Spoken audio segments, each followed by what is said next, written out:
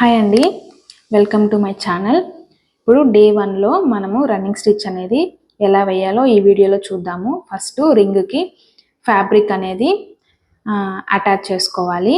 Attach చేసుకున్న తర్వాత ఇలాగా ఒక లైన్ అనేది మనము డ్రా చేసుకోవాలి. ఆ తర్వాత నీడిల్లోకి దారం ఎక్కించుకొని ఒక నాట్ అనేది వేసుకోవాలి. నార్మల్గా మనం హెమ్మింగ్కి ఎలా అయితే వేస్తామో సేమ్ అలాగే వేసుకోవాలి. ఒక సైడ్ మాత్రమే వేసుకొని ఇంకో థ్రెడ్ని ఇలాగ వదిలేయాలి.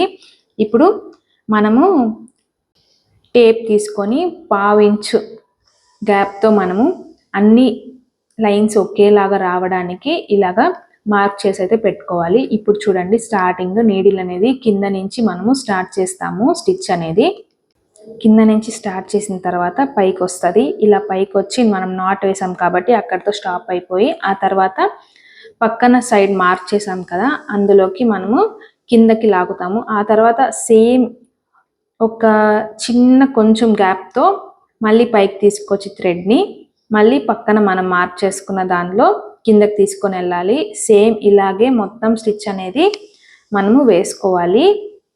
నార్మల్గా హెమ్మింగ్కి ఎలా వేస్తామో అలా కాదండి, పక్క పక్కన వేయడానికి. చూడండి, కింద నుంచి పైకి, పైనుంచి కిందకి అలా వెళ్తూ మనము ఈ రన్నింగ్ స్టిచ్ అనేది వేస్తాము. చూడండి, మనము ఎక్కడైతే మార్క్ చేసుకున్నామో సేమ్ అక్కడే మనం స్టిచ్ అనేది వేస్తాం కదా. ఇప్పుడు మొత్తం స్టిచ్ కంప్లీట్ అయిన తర్వాత లాస్ట్లో మనము నాట్ ఎలా వేసుకోవాలో చూద్దాము.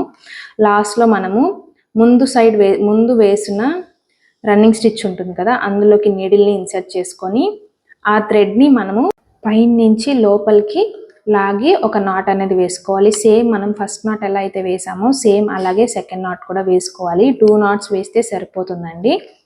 ఇలా 2 నాట్స్ వేసుకున్న తర్వాత ఒకసారి టైట్గా లాగేసి సీజర్తో మనము కట్ చేసేయాలి. అందరితో మనకి రన్నింగ్ స్టిచ్ అయితే కంప్లీట్ అయిపోతుంది. ఈ రన్నింగ్ స్టిచ్తోనే మనకి కుర్తీస్ పైన సింపుల్గా లైన్స్ అనేది వేస్తారండి. Thanks for watching.